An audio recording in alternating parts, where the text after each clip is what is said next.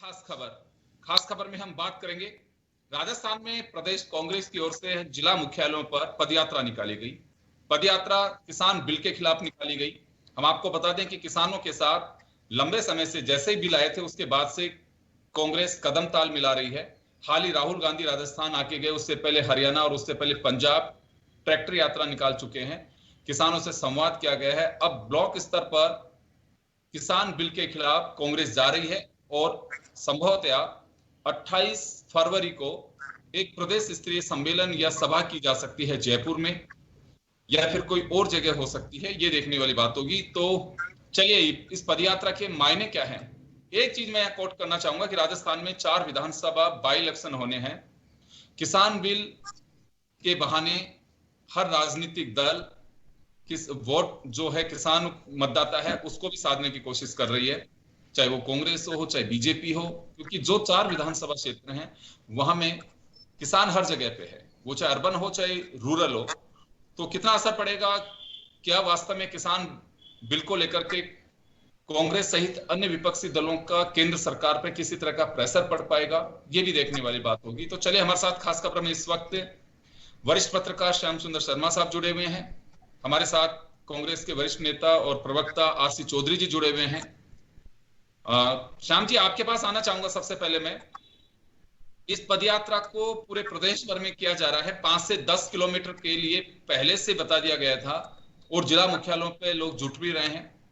कैसे देखा जाए इसे? देखिए योगेंद्र जी, ये बात सही है कि अखिल भारतीय कांग्रेस कमेटी ने कहा कि आपको पैदल यात्रा निकालनी है, तो कार्यक्रम बना। कार्यक्रम बनने के बाद इसको जोर शोर से निकालने जाने का ऐलान भी कांग्रेस ने किया।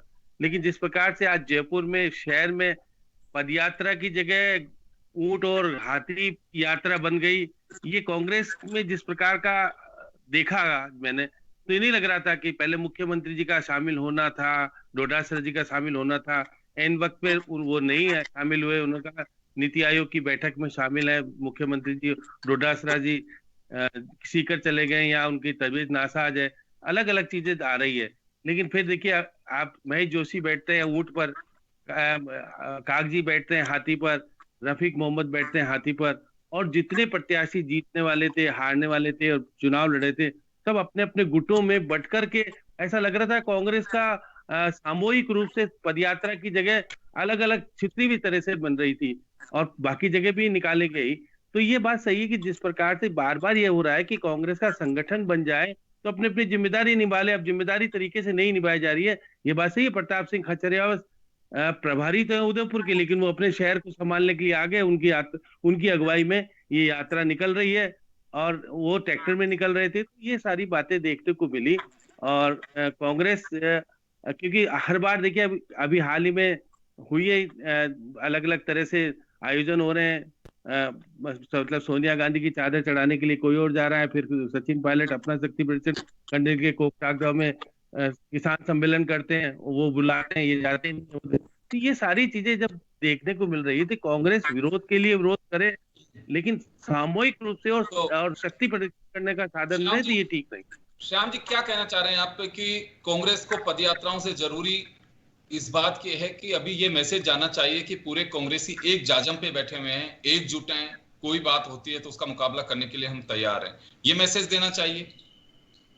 देखिए, ये बात सही है कि जब तक आप संगठित रूप से विरोध नहीं करेंगे, अगर नेताओं को शक्ति प्रदर्शन करने का अगर ये साधन बन जाएगा, तो फिर जो मकसद है कांग्रेस का, किसानों का समर्थन देने की बात है, वो पूरी नहीं हो पाएगी। फिर आप प्रतिपक्ष मैं वापस लौटूंगा। आरसी चौधरी जी हमारे साथ जुड़े हुए हैं, जो पूरा ये पदयात्रा का देखा भी है इन्होंने, व्यवस्थाओं को। आरसी साहब, आपके पास आना चाह रहा हूं मैं। पदयात्रा पूरे प्रदेश के जिलों में रही, लेकिन बात अगर राजस्थान के राजधानी जयपुर की जाए तो अभी जैसे श्याम जी बता रहे थे कि व्यक्तिगत शक्ति प्रदर्शन पे ज्यादा रहा फोकस बजाय यात्रा के। योगेंद्र जी, 5 जून की मध्य रात्रि को अध्यादेश के माध्यम से जब ये कानून लाए गए थे, उसके बाद में राहुल गांधी जी हो या पार्टी के तमाम नेता हो, उन नेताओं ने इन बिल के खिलाफ, बिल के विरोध के अंदर संसद से लेकर सड़क तक आवाज उठाई, हर प्लेटफॉर्म पे उठाई। चाहे हस्ताक्षर अभियान हो जो राष्ट्रपति महोदय को भेजे गए, एक एक विधानसभा से 5-5 हजार के करीब हस्ताक्षर अभियान, मोबाइल नंबर तमाम उनके साथ में भेजे गए। यहाँ पे इन बिलों के खिलाफ में विधानसभा में विशेष सत्र बुला के इनके खिलाफ एक कानून पारित किए गए, जो आज राज्यपाल महोदय के पास में, जिन्हें राष्ट्रपति महोदय को नहीं भेज रहे हैं। चाहे स्पीकअप ऑफ फार्मर हो, सोशल मीडिया पे हो, हर जगह पे आवाज उठाने का काम किया। उसी कड़ी का एक हिस्सा आज था जो पैदल मार्च था। श्याम जी ने जो बात कही, मुझे लगता है कि मैं उसी कार्यक्रम में था, लेकिन वहां पे जो भी हमारे नेता थे वो सभी नेता एक साथ में और एक जगह पे एक शोर में चल रहे थे। मीडिया किसी व्यक्ति की बाइट लेता है या किसी जगह पे किसी एक नेता की लेता है तो लग रहा होगा कि वो कहीं पे अलग अलग है, लेकिन मैं उस संचालन में स्वयं वहां पे था। जो पीसीसी से जब प्रारंभ हुआ तो महेश जोशी जी, प्रताप सिंह जी, चाहे अमीन कागजी हो, चाहे तमाम और दूसरे रचना शर्मा जी हो, चाहे दूसरे और नेता थे, सभी एक साथ में लेके गए। और जनता का उत्साह है जो अपने अपने नेताओं को, जिसके विधानसभा क्षेत्र से निकले, उनका स्वागत भी किया गया, रैली का स्वागत किया गया। और ये एक संदेश है, ये जन आंदोलन है। ये जन आंदोलन जो है श्याम जी का, लेकिन ये कहना, आरसी चौधरी साहब, श्याम जी का ये कहना है कि जन आंदोलन करिए, इसे कोई खारिज नहीं कर रहा, लेकिन हाथी घोड़े, ये एक ऐसा मैसेज जा रहा है कि एक चर्चा का विषय भी रहा कि एक शाही सवारी थी या पदयात्रा थी। ये निश्चित रूप से श्याम जी का अपना एक आंकलन हो सकता है, लेकिन आप जानते हैं कि जयपुर और हाथी एक दूसरे के पर्याय है, किसान और ऊंट एक दूसरे का पर्याय है, ट्रैक्टर एक दूसरे का पर्याय है। जिस जगह से निकलते हैं हाथियों की जो शोभा यात्रा या शोभा जमाम जो चीजें हैं, वहां पे जो अपने जो कार्यकर्ता हैं, वो जो लोग हैं, ये जो जनता है, वो इस रैली का अगर हाथियों के माध्यम से स्वागत करती है, अपने नेताओं को आमंत्रित करती है कि आप हमारे आइए, रास्ते में छापा पहना रहे हैं, फूलों की वर्षा कर रहे हैं। ये लोगों का एक जो शहर के अंदर, ये आपको एक लंबे समय में समझना पड़ेगा। पंजाब में जिस प्रकार से निकाय के नतीजे आए, आज आम आदमी है वो बहुत समझदार हो रहा है, मुद्दों की चर्चा करता है और वो जानता है कि दुर्गा में इन बिलों के प्रभाव क्या होंगे, किस प्रकार से महंगाई बढ़ सकती है, अनियंत्रित भंडारण होगा, किस प्रकार से आम आदमी मध्यम वर्ग को ये किस प्रकार से गरीबी की तरफ धकेलेगी। इसलिए मैं शहर के जो तमाम जो लोग हैं उनका साधुवाद करना चाहता हूं कि किस प्रकार से इस पद यात्रा का उन्होंने अलग अलग मार्ग पे, अलग अलग जगह पे बेहद स्वागत किया। जी श्याम जी, सुना आरसी चौधरी साहब को कि हाथी जयपुर की पहचान है, ऊंट किसान की पहचान है, ट्रैक्टर उसका साधन है, तो तमाम चीजों को एक कोऑर्डिनेशन के लिहाज से एक सिंबॉलिक एक मैसेज देने के लिए किया गया। लेकिन अगर बात करें पूरे राजस्थान की, अब इसके बाद जैसे जिला स्तर पे जो पैदल यात्रा की गई है 5 से 10 किलोमीटर की, अब उसके बाद ब्लॉक स्तर पे संवाद किया जाएगा, किसान संवाद, उसके बाद प्रदेश में एक बड़ी रैली की जाएगी। दूसरी तरफ बीजेपी की ओर से यह बात सामने निकल के आ रही है कि बजट सत्र के दरमियान कांग्रेस की इन पदयात्राओं का जवाब बेरोजगार भत्ते, कृषि किसानों के जो कृषि ऋण है उन्हें माफ करने की बात जो राहुल गांधी ने वादा किया था, इन तमाम बातों को लेकर के विधानसभा का घेराव कर सकती है किसानों के माध्यम से, युवाओं के माध्यम से बीजेपी भी। देखिए योगेंद्र जी, आरसी चौधरी साहब कह रहे हैं फिर को पैदल मार्च नहीं कहना चाहिए, फिर हाथी घोड़ों का मार्च कहना चाहिए। तो जब मुख्यमंत्री जी पैदल मार्च के लिए निकले थे, आपको मालूम हो लॉकडाउन के जो पहले आपके शांति मार्च निकाला था मुख्यमंत्री जी ने, जिसमें सैलाब उबड़ा था और दिखा था कि कांग्रेस के साथ लोग हैं और इतने तरीके चल रहा था। आज जिस प्रकार का आंदोलन की घोषणा की गई थी और जिस प्रकार से होना चाहिए था कि आपके साथ हुजूम होना चाहिए, जब आपके साथ 4 विधायक, मंत्री सब मौजूद हो और उसके साथ सैलाब होने के बजाय अब आप अगर हाथी लाओ और ऊंट लाओ और इस वातावरण में लाओ कि ये देखिएगा किसी वक्त में क्या हो जाए। इसलिए पैदल मार्च का जो निकालने का था, उसका प्रतीक बताना था, कांग्रेस को दिखाना था कि हम कांग्रेस किसानों के साथ है। जिस प्रकार से अब प्योरली किसानों के साथ की बजाय कांग्रेस अपना शक्ति प्रदर्शन करने के लिए मैदान में आ गई है। अब तक केंद्र सरकार कह रही थी कि अलग अलग तरीके से हो रहा था, अब कांग्रेस ने कहा कि हम किसानों के साथ है, किसान नहीं कह रहे कांग्रेस के साथ है। इसलिए वोटों की राजनीति का निश्चित रूप से सबको महत्व है, कांग्रेस को भी है, बीजेपी को भी है। लेकिन श्याम जी ये तो देखिए, श्याम जी ये तो किसान पहले से क्लियर कर चुके हैं कि हमारे मंच को हम राजनीतिक मंच नहीं बनने देंगे। कोई भी राजनीतिक दल हमारा समर्थन करे उनका स्वागत है, लेकिन हमारे मंच को नहीं बनने देंगे। तो अब ये जो राजनीतिक दल हैं, चाहे वो बीजेपी माफ करिएगा कांग्रेस हो, चाहे दूसरे दल हो, समाजवादी पार्टी है या फिर दूसरे दल हैं, कम्युनिस्ट पार्टियां हैं, वो सब लोग किसान आंदोलन का एक तरह से समर्थन कर रहे हैं। देखिए योगेंद्र जी, आज किसानों का पैदल मार्च में किसान भी शामिल होने चाहिए थे, जयपुर के आसपास के कम से कम किसानों को लाके शामिल करना चाहिए था। आरसी चौधरी साहब मुझे गिना दे कितने किसान थे। आज शहरी वातावरण में आप निकाल रहे हो, प्रदर्शन करना है, आपका दायित्व बनता है। 10 किलोमीटर की पदयात्रा करनी थी। 10 किलोमीटर की यात्रा करने में आपको मालूम है राहुल गांधी तो करते हैं यात्रा उसको दे, लेकिन आज नेता क्योंकि थक जाए इसलिए वो हाथी पे बैठ गए, घोड़े पे, ऊंट पे बैठ गए। तो इसलिए जो माहौल बनना चाहिए था आज जी, लेकिन मुख्यमंत्री बाकी लोग तो पैदल चल रहे थे श्याम जी, बाकी लोग पैदल, प्रताप सिंह खाचरियावास पैदल चल रहे थे, और कुछ एमएलए पैदल चल रहे थे, मेयर पैदल थे। मैं ये कह रहा हूँ ना कि मेयर पैदल थी, ये तो बात कह रहा हूँ। पैदल यात्रा ही थी, पद यात्रा ही करनी थी। एक्चुअल में पद यात्रा करते तो निश्चित रूप से शांतिपूर्वक करते तो उसका मैसेज जाता है। चलिए, लेकिन मैसेज अभी जा रहा है। अब प्रदेश भर में जो पद यात्राएं जिलों में की गई हैं, इसका क्या कोई इम्पैक्ट आएगा? देखिए निश्चित रूप से पार्टी अपना जनाधार बढ़ाने के लिए कांग्रेस किसी का भी समर्थन करे, जनाधार बढ़ता है, पार्टी में सक्रियता बढ़ती है, ये तो दो राय नहीं है।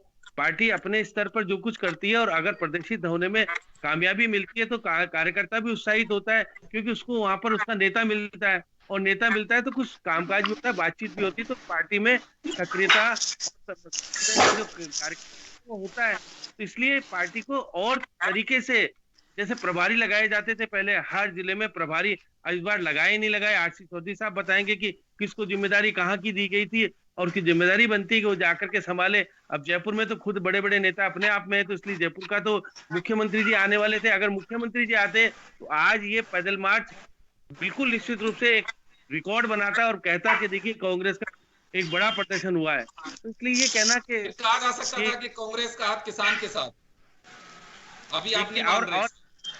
अब सचिन पायलट भी नहीं है, सचिन पायलट को भी नहीं बुलाया गया, तो एक विरोधाभास की स्थिति नहीं बने, कांग्रेस एकजुट होकर के कार निकले और समर्थन करे, ये होना चाहिए। इसलिए अब आरसी चौधरी साहब भी बता दें कि सचिन पायलट को बुलाया था क्या, पता नहीं पड़ा पायलट टॉक में जाए या कहाँ है। चलिए वो इनका इंटरनल मामला है। चलिए हमारे साथ राजेंद्र सिंह जी जुड़ गए हैं इस वक्त, भाजपा नेता साहब, आपका स्वागत है। पूरे प्रदेश भर में जिला मुख्यालयों पर पदयात्रा निकाली गई है कांग्रेस की ओर से, क्या कहना? बीजेपी का एक रिएक्शन चाहूंगा सबसे पहले। योगेंद्र जी, दरअसल में क्या है, कांग्रेस अपना जनाधार जो खो चुकी है उस जनाधार को फिर से बनाने का प्रयास कर रही है। उसको किसानों की समस्याओं से मुझे लगता है कोई लेना देना नहीं है। किसानों के जो तीनों कानून है वो किसानों के हित में बनाए गए हैं, और उसके बारे में सरकार किसानों के जो भी यूनियन है उनसे लगातार बात की है उन्होंने, पर वो किसान यूनियन सरकार को ये समझाने में पूरी तरह से असमर्थ रहे कि इसमें आखिर ऐसा क्या कमी है, क्या इसमें सुधार किया जा सकता है।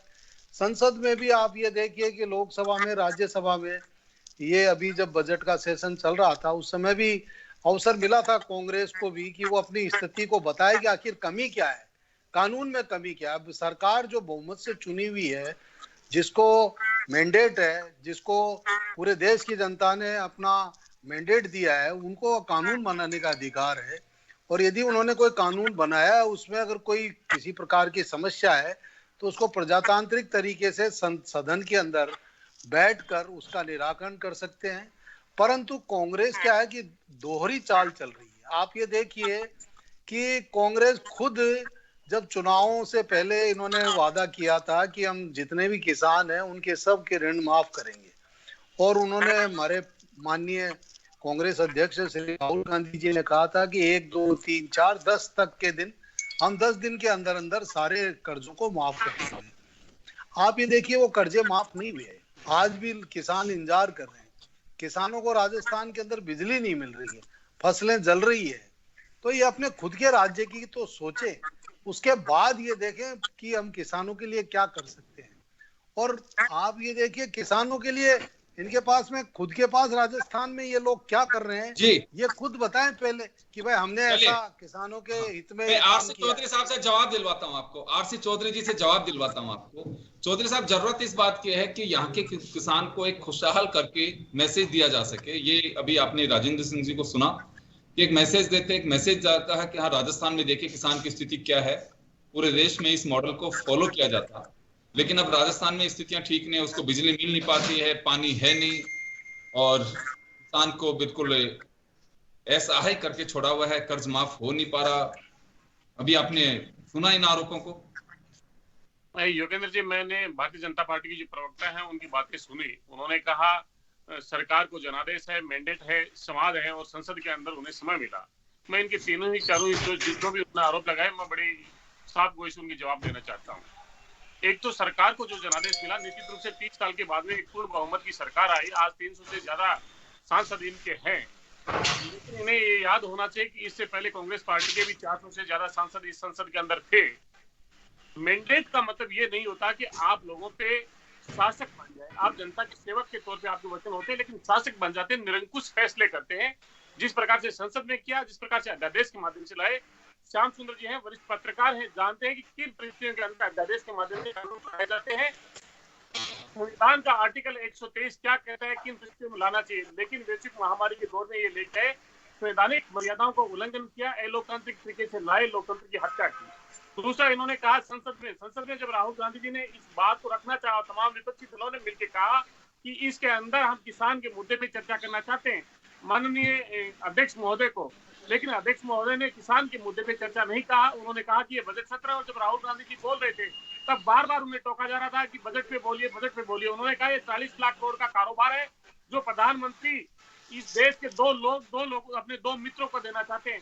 तमाम बातें की और ये कहा कि देश की अर्थव्यवस्था की रीढ़ की हड्डी है, लेकिन किसान पे चर्चा नहीं करना। आरसी चौधरी साहब, ये तो आपका आरोप सही है, चले आरोप सही आप जो लगा रहे हैं, लेकिन अभी जो बीजेपी ने सवाल खड़ा किया है कि राजस्थान से एक मैसेज तो देते हैं पूरे देश भर में कि राजस्थान में किसान कैसे खुशहाल है, वो एक मैसेज जाता है, ये बीजेपी का आरोप है।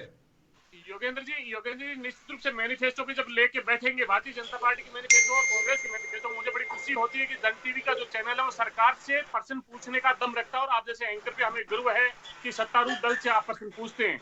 मैं इस बात का जवाब देना चाहूंगा, राहुल गांधी जी ने जो 10 दिनों का कहा था, उन्होंने 2 दिन के अंदर आए और 20,000 करोड़ रुपए का राजस्थान के किसानों का कर्जा माफ किया। लेकिन भारतीय जनता पार्टी ने जब चुनावी समय था, अंतिम सत्र था, विशेष सत्र, उसके अंदर 50,000 की घोषणा की, 2,000 करोड़ का प्रावधान किया और उन्होंने किसानों को दे नहीं पाए थे। सिर्फ सत्ता के अंदर जाने के लिए उनका एक सांसद था, उनका एक मंशा थी। लेकिन हमारे जो मुख्यमंत्री है उनकी मंशा और हमारी सरकार की मंशा ये थी कि किसानों को राहत मिले। उसके बाद में जिस प्रकार से वैश्विक महामारी का जो धन समय मिला, जिस प्रकार से हमारा जो रेवेन्यू का हिस्सा था, जो हमारा जीएसटी का पैसा था, वो 25 साल में कभी उन्होंने गुजारिश नहीं की केंद्र की सरकार से दिए जाए ताकि हम उनको राहत दे सके। उन्होंने एक्ट ऑफ गॉड कह के हमने चर्चा की थी किस प्रकार से संवैधानिक जिम्मेदारी ली थी और कहा था कि राज्य के बजट का हिस्सा हम संवैधानिक देते हैं कि 1 जुलाई 2017 को जब देश के अंदर जीएसटी लागू की थी, आधी रात को संसद को सजाया था और पूरे राज्यों की तिजोरी की चाबी केंद्र की सरकार ने अपने पास में ले ली। आज ये कहते हैं किसानों को दीजिए, हम कह रहे हैं तिजोरी की चाबी आपने खोल के आप इतना साथ दीजिए कि 25 साल से राजस्थान डिसाइड करोड़ जनता के हक के लिए देश के प्रधानमंत्री को बात कहते हैं। लेकिन दुर्भाग्य राजस्थान के जो सांसद है, प्रधानमंत्री राजस्थान के हितों को लेकर मौन हो रहे हैं। आरसी चौधरी साहब आ रहा है। प्रधानमंत्री जी कहते हैं कि आप एक मैं कंक्लूड कर रहा हूं। प्रधानमंत्री जी कहते हैं आप नहीं जीते, मोदी जी जीते, इसे आप इस बात को करना बंद कीजिए। आरसी चौधरी जी, वापस आ रहा हूं आपके पास, मैं वापस लौट रहा हूं आपके पास आने वाले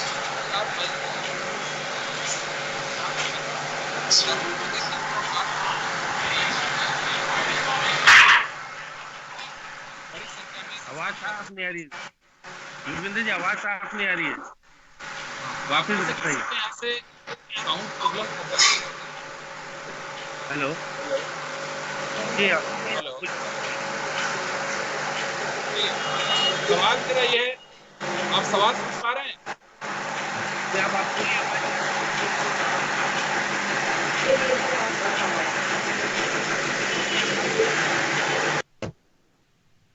श्याम जी, अब आवाज सुन पा रहे हैं आप मेरी? सवाल आ रही है आवाज। राजस्थान में 4 बाई इलेक्शन है और चारों ही जगह पे किसान बड़ी संख्या में है। बीजेपी किसानों के लिए पूरे देश भर में 700 पंचायतें कर चुकी है और उसमें यह कहा गया है कि किसान कानून जो लेके आई है बीजेपी सरकार, वो क्यों जरूरी है, क्योंकि 2022 का कमिटमेंट बता रही है बीजेपी कि हमारा वादा है कि हम किसान की आमदनी को दुगना करें। अगर दुगना करना है तो कुछ नए कदम उठाने पड़ेंगे। प्रतिपक्ष यह चाहता है कि किसान को गुमराह करके उस स्थिति में रखा जाए, ये बीजेपी का आरोप है। लेकिन बात अगर राजस्थान के परिप्रेक्ष्य में करें, अब बीजेपी हर जगह किसान संवाद कर चुकी है, कांग्रेस पदयात्राएं निकाल रही है, तो ये वास्तव में दोनों ही पार्टियां इस वक्त, बीजेपी हो चाहे कांग्रेस या प्रतिपक्ष की दूसरी पार्टियां हो, किसान हितैषी की बात दोनों तरफ से हो रही है, पक्ष भी और विपक्ष भी। एक कह रहा है कि किसानों के लिए दिन बदल जाएंगे किसानों के ये कानून आने के बाद, और एक कह रहा है कि किसान बर्बाद हो जाएगा।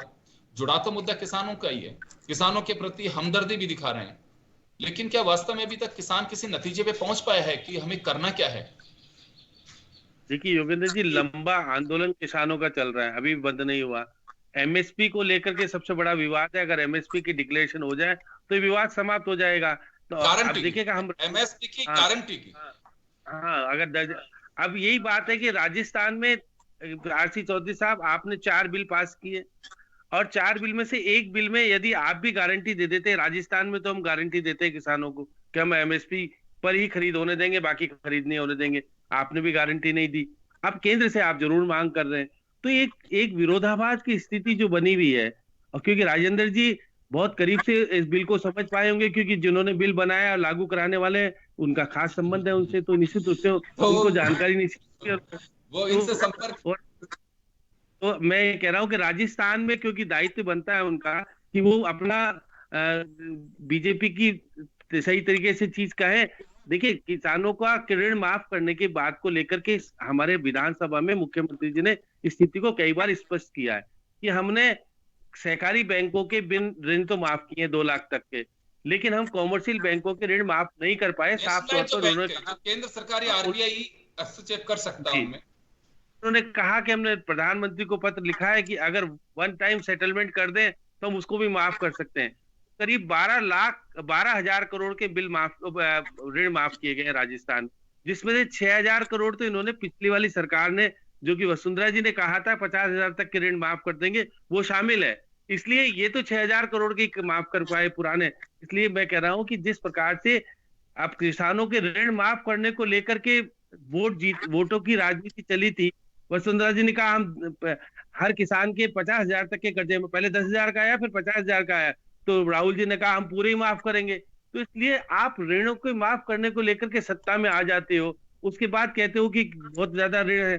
अब मध्य प्रदेश के पेटेंट पे हमने माफ किया, क्योंकि हम अपना पेटेंट तो अपना नहीं पाए, क्योंकि दिग्विजय सिंह जी ने कहा कि 2 लाख तक के कर्जे माफ किए जा सकते हैं, और अधिकांश तो कर्जे 2 लाख तक के होते हैं। ज्यादा कर्जे तो, बड़े कर्जे तो कॉमर्शियल अलग तरह के करते हैं, वो फिर किसानों के कर्जे नहीं है, वो तो कॉमर्शियल काम धंधा होता है, वो धंधे है। तो इसलिए कहा जा सकता है कि जिस प्रकार का माहौल है, अब किसानों को कौन क्या कहना चाहता है, क्या करना चाहता है। जब भी बार बार कह रहे, वसुंधरा जी 10,000 की छूट दी थी, इन्होंने समाप्त कर दी। बहुत सारे आपस में तालमेल होकर के किसानों का भला कैसे हो सकता है, इस मुद्दे पर दोनों पार्टियों को बैठकर तय करना चाहिए, बातचीत करनी चाहिए, और अपने अपने राज्यों में अपने अपने तरीके से किसानों को कैसे हम आगे बढ़ा सकते हैं, आगे बढ़ा सकते हैं, इसमें सोचना चाहिए। क्योंकि यहाँ पे भी सत्ता कांग्रेस के पास है राजस्थान में, तो राजस्थान में निश्चित रूप से उनके ऊपर कुछ आरोप भी लगाएगा बीजेपी कि हम तो चाहते हैं कि बिलों के माध्यम से इनका भला हो, और राजस्थान सरकार नहीं चाहती है। तो ये सारी बातें होगी, लेकिन फिर अपन पैदल मार्च पे आना चाहेंगे कि पैदल मार्च को आज ये और सक्सेस बना सकते थे, अच्छा प्रदर्शन कर सकते थे।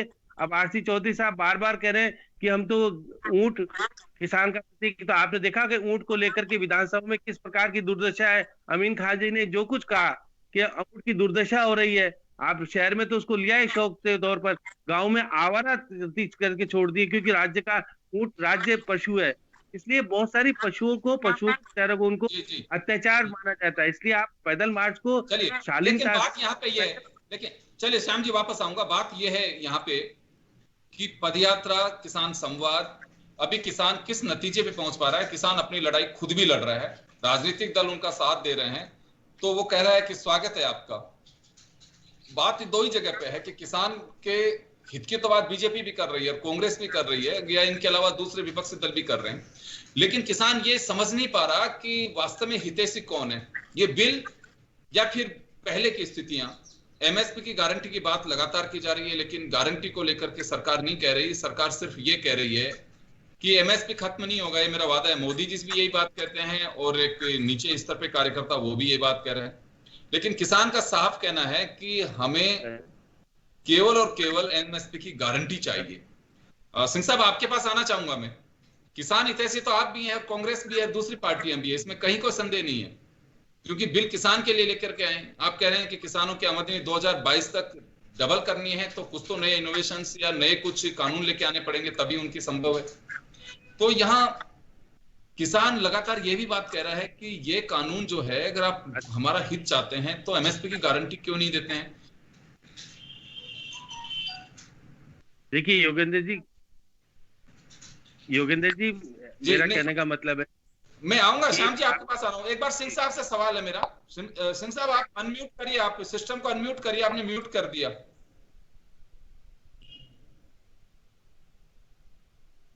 जी हाँ, हेलो। हाँ, मैं जो केंद्र सरकार है उसने एमएसपी की कहा है कि एमएसपी जारी रहेगी। खुद प्रधानमंत्री जी ने लोकसभा में भी कहा है, राज्यसभा में भी कहा है, और एमएसपी अभी दी जा रही है। ऐसा है कानून बनने के बाद में भी कि एमएसपी पे सरकार खरीद कर रही है। तो ऐसा नहीं कह सकते कि कोई कानून, हम ये नहीं कह रहे कि एमएसपी लागू नहीं है, बिल्कुल रहेगी, लेकिन एमएसपी की गारंटी क्यों नहीं दे रही सरकार कि हाँ नहीं तो कोई भी एग्रीमेंट करेगा तो इससे नीचे आपकी क्रॉप को नहीं खरीदेगा? नहीं, ये गारंटी कैसे दे सकते हैं आप? ये बताइए कि गेहूं की 3-4 तरह की श्रेणियां होती है, क्वालिटियां होती है। हर तरह का जो जीन्स होता है उसकी अलग अलग क्वालिटियां होती है। तो कोई अगर आप फिक्स कर देंगे तो निश्चित रूप से आगे एक व्यवहारिक कठिनाई आएगी। तो अभी सरकार ये कह रही है कि भाई हम एमएसपी को जारी रखेंगे और एमएसपी पे खरीद करते रहेंगे। तो इसमें कहाँ समस्या है? और दूसरी बात रही इन तीनों कानूनों की, तो ये भी कानून ऑप्शनल है। अगर किसी किसान को अगर कॉन्ट्रैक्ट फार्मिंग पसंद नहीं है तो वो नहीं करे। उसको कौन कह रहा है कि साहब आपकी जबरदस्ती कोई जमीन ले रहा है? उसकी जबरदस्ती तो कोई जमीन ले नहीं रहा, और ये उसको एक ऑप्शन दिया है। क्योंकि एक समस्या क्या थी कि जो हमारी जमीनों का बंटवारा होता गया, आप कई जगह ऐसा रहा कि रकबा 1-1, 2-2 बीघा के हो गए, 3 बीघा के, 4 बीघा के हो गए। वो लोग इतने उनके पास संसाधन नहीं है कि वो खेती कर सके। तो ऐसी स्थिति के अंदर कॉन्ट्रैक्ट फार्मिंग का एक प्रोविजन है, वो सामने रखा है जनता के, जबकि वो पंजाब में भी चल रहा है, महाराष्ट्र में भी चल रहा है, अन्य राज्यों में भी चल रहा है। वो कॉन्ट्रैक्ट फार्मिंग को एक्ट के रूप में लेके आए हैं। उसमें कई वर्जन रखे हैं, कई ऐसी बातें रखी है जो किसानों के हित में है। परंतु फिर भी अगर किसान को लगता है कि साहब कॉन्ट्रैक्ट फार्मिंग हमारे लिए उचित नहीं है तो उसको नहीं अपनाए। वो स्पष्ट कर रखा है उसमें, सरकार ने कहाँ जबरदस्ती कर रखी है कि नहीं साहब ये जमीन हम लेंगे ही, हमने जमीन हम पे इस पे कॉन्ट्रैक्ट फार्मिंग के जरिए पैदावार करेंगे। ऐसा कहीं नहीं है। अगर अभी जिस तरह से किसान अपनी खेती कर रहा है वो करता रहे, अपनी फसल चाहे तो वो कृषि उपज मंडियों में बेचे, चाहे वो बाहर बेचे। अभी भी बाहर बेच रहा है, उसको किसने जबरदस्ती कर रखी है कि वो कृषि उपज मंडियों में जाके अनाज बेचे? वो वहां से आड़तिए वहां उसके खेत से भी ले जाते हैं, गांव के लोग भी खरीद करते हैं। सिंह साहब, लेकिन यहाँ पे किसान का यह तर्क है, सिंह साहब यहाँ किसान का ये तर्क है कि ये तो ऑलरेडी है कि हमारी कोई बंदिशें नहीं है। आज मध्य प्रदेश का किसान सोयाबीन राजस्थान में बेचने आ जाता है, राजस्थान का किसान चने बेचने के लिए मध्य प्रदेश चला जाता है, गुजरात के बॉर्डर एरिया में हरियाणा, पंजाब, जो राजस्थान से लगती सीमाएं हैं, वहां एक दूसरे जिले में जा रहे हैं, आ रहे हैं, वहां कोई अभी राइडर नहीं है। एमएसपी पर अभी भी अगर खरीद पूरे देश पर की औसतन देखें हम तो मात्र 6% खरीद होती है। किसान यही तो चाहता है कि एमएसपी पे आप खरीद करें। अभी भी सब राज्यों में एमएसपी पूरी तरह से नहीं मिल पाती है। राजस्थान की तो स्थिति बहुत ही खराब है कि मूंगफली हो, चाहे बाजरा हो, या फिर चने हो, सरसों हो, जो गेहूं, जो भी आप एमएसपी में आती हैं क्रॉप हो नहीं पाती हैं। चलिए मैं आरसी चौधरी जी आपके पास आना चाहूंगा। मैं योगेंद्र जी आपको एमएसपी के बारे में भी बताऊं कि ये सरकार है, वो अभी इनसे जब वार्ता हुई थी किसानों से, यूनियन वालों से, तो सरकार ने कहा था कि भाई हम 1.5 साल तक इन सब कानूनों को और इस विषय को हम रख लेते हैं और कमेटी बना लेते हैं, इस पे हम विचार करते हैं। मतलब आप ये देखिए, वार्ता में सरकार ने अपनी तरफ से कोई कमी नहीं छोड़ी है। चलिए मैं आ रहा हूं, समय कम मैं लौटूंगा आरसी चौधरी जी के पास जाना चाहूंगा। आरसी चौधरी साहब, बीजेपी का साफ दावा है कि किसान को गुमराह किया जा रहा है, इसमें केवल राजनीति हो रही है। योगेंद्र जी, भारतीय जनता पार्टी की जो प्रवक्ता कह रहे हैं 12 दौर की बात है, बेनतीजा। कृषि मंत्री जी ने स्वयं ने वार्ता की और 36 संशोधन का किसानों के किसान संगठनों को कहा कि हम 36 संशोधन कर सकते हैं। और जैसे भारतीय जनता पार्टी प्रवक्ता कह रहे हैं कि 1.5 साल के लिए हम इन बिलों को सस्पेंड कर सकते हैं। ऐसी क्या मुसीबत आ गई? अगर देश के लिए लोक कल्याणकारी है तो देश की राज्य सरकारों से बात कीजिए, जो स्टेक होल्डर है किसानों से बात कीजिए, तो इन बिलों को रिपील कर दीजिए और उनसे संवाद करके ले आइए कि किसानों के हित की बात। नहीं, क्यों रिपील क्यों कर दे, मेरे ये समझ में नहीं आया रिपील कर दे। कहा था कि 2 मिनट की दूरी पे है। आज इस देश का अन्नदाता मजबूरी, बेबस और लाचार है। अपने पीढ़ी और फसल को बचाने के लिए, अपनी रोजी और रोटी को बचाने के लिए पूरा देश इससे व्यथित है। क्या देश के प्रधानमंत्री के पास में आज 2 मिनट की दूरी पूरी नहीं हो पाई? क्या वजह है कि आज संवाद की प्रक्रिया है वो बंद कर दी और किसान को मजबूर होकर दर दर पे घूमना पड़ रहा है? इसलिए भारतीय जनता पार्टी जो विकल्प का जो छलावा कर रही है, उसने विकल्प दिए किसान को भूख का, बेरोजगारी का और आत्महत्या का। मैं गुजारिश करना चाहूंगा योगेंद्र जी, जब बीएसएनएल थी और जियो, जब रिलायंस जियो का जब सिम आया था, तब कहा था कि हम आपको निःशुल्क देते हैं। ये पूंजीवाद का अपना एक नया स्लोगन है, विकल्प, जिससे पूंजीवाद खड़ा होता है और आरसी चौधरी साहब, मैं माफी चाहूंगा, मैं खत्म करता है और लोगों को मजबूर और बेबस करता है, जो हमने जियो में आज देख रहे हैं। किस प्रकार से बीएसएनएल है वो घाटे पे चलेगी, खत्म होने जा रही है।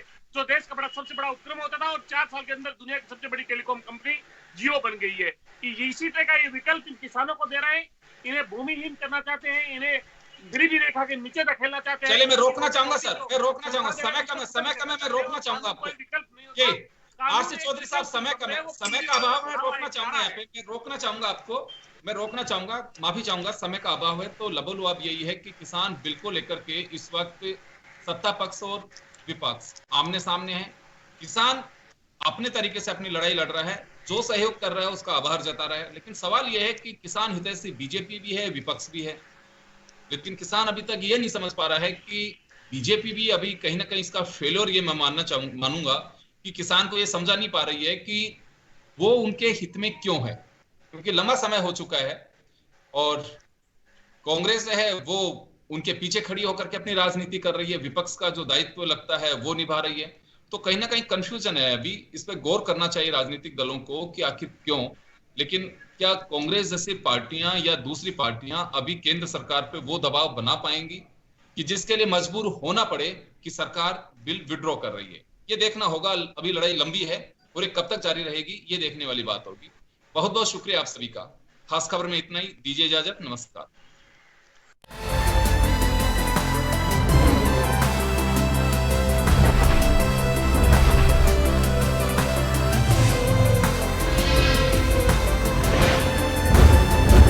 आपका जन टीवी अब मौजूद है टाटा स्काई पर 1185 पर और साथ ही एयरटेल पर 355 पर और इसके अलावा भी सोशल मीडिया और OTT प्लेटफॉर्म पर। देखते रहिए जन टीवी, जन जन की आवाज।